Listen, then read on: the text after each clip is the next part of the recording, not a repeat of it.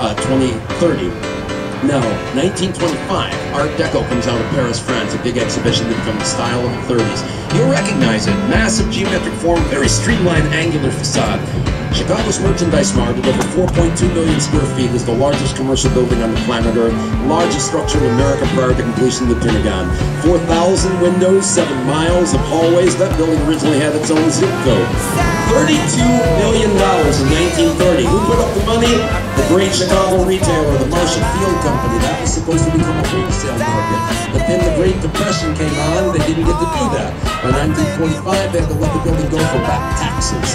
Who could afford it and make it work but Mr. Joseph P. Kennedy, father of our late president and senators. Good thing too, Joseph Kennedy was a man of action. He got things done. Seems Joe always got you just what you needed.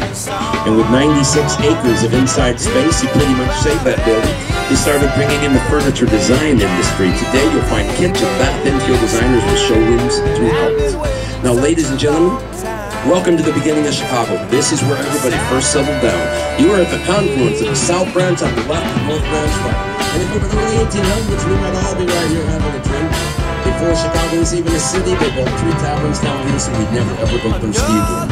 Where you see the Bauhaus Sun-Times newspaper headquarters, you would have found the Miller House Tavern, 1827. By 1829, right across the way would have been the Hope Point Tavern. And behind us, a little bit over on Lake Street, you would have seen a log cabin hotel called the Sauganash. The Sauganash Hotel, Chicago's only hotel. That means, by the way, in Potawatomi, Englishman. But the Sauganash wasn't run by an Englishman, it was run by everybody's favorite French-Canadian Creole fiddle player, Mr. Bob Beaubier.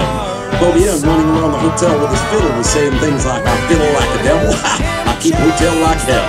But it was at that Sauganash Hotel, 13 electors voted 12 to 1 to incorporate one day in 1833. And on March 4th, 1837, Chicago, place of the Stinking Onions, would officially become Chicago, the city remembered most. We tour the North Branch now and see how this industrial corridor is becoming very residential. I priced out River Bend when that first went up. 1 3/4 million for 3-story townhomes, 800,000 for the penthouses, 4 floors of parking. You could get a parking place for $35,000. But 1985, renters were living in a Fulton tent. They wouldn't let me do that. On our left, Terry East's Fulton House, 1981. And look how thick the walls are. This building was built in 1908. It's a refrigerated warehouse for 70 years, and just like your freezer, Harry had to defrost the entire building for 1.5 years, taking out a ton of horsehair in the process. Horsehair was insulation. Now, this railroad bridge today is a piece of building sculpture, but it was the Chicago-Galena Union Line, 1848, first depot in downtown Chicago. Harry Weiss, based on the single tree on the riverbank, went on to do the coolest townhomes in Chicago on the left. These are the 4 river cottages. Can you tell our architect Harry was a sailor? Triangular skylights that look like the schooners which used to pick up grain from that railroad. 4 windows back over boats. Architect, sailor, and Harry Weiss was thinking forward 20 years ahead of everyone else, man. He wanted to see what's finally happening along the river downtown.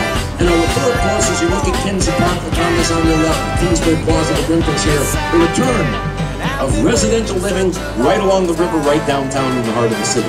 Well, you see, living along the river did really fall off for a good 100 years after the 1871 fire. Harry East never lost faith. He would always say, water is a magnet. It always draws people to it. I think he realized we all kind of have that Jungian archetype in the brain. We long for the sea, the source. And if you do not have a sea or an ocean to go to, my friends, remember, maybe, just maybe, a river is enough. Now, why would residential living fall off for so long? Twofold. Remember, after the Great Fire, you were not allowed to rebuild with wood. Most people could not afford brick or steel in 1871. They had to build outside of the city limits. The second reason residential living fell off, the river. It was still a polluted mess right up into the 1970s. Now, the Chicago Ship and Sanitary Canal of 1900, that amazing engineering project that reversed the current of the river, sending our pollution to St. Louis. It took 8 years to dig. They took out more dirt than the Panama Canal. But did they solve our pollution problems? No, we're still dumping everything into the river. We're just hoping the good people of St. Louis would deal with it. Can you believe it? The good people of St. Louis did not share our vision. Instead, the good people of St. Louis sued Chicago in federal court for reversing the flow. Well, everything would actually turn out fine during the trial. A University of Illinois chemistry professor proved to the federal judge no worries. As the polluted waters in Chicago flowed south, the sun would oxidize the bacteria, sediment would drop out along the way. So by the time the dirty Chicago water made it all the way south to St. Louis, therefore, i.e. to wit in lieu, ipso facto, it would be clean again. Sort of, kind of, maybe. That's how they left it after the trial. Unfortunately, I can tell you this, the river is actually cleaner today than it was 100 years ago. In fact, in 1993, the Environmental Protection Agency said, okay, you no longer have to call the Chicago River toxic. You will, however, have to refer to it as very polluted.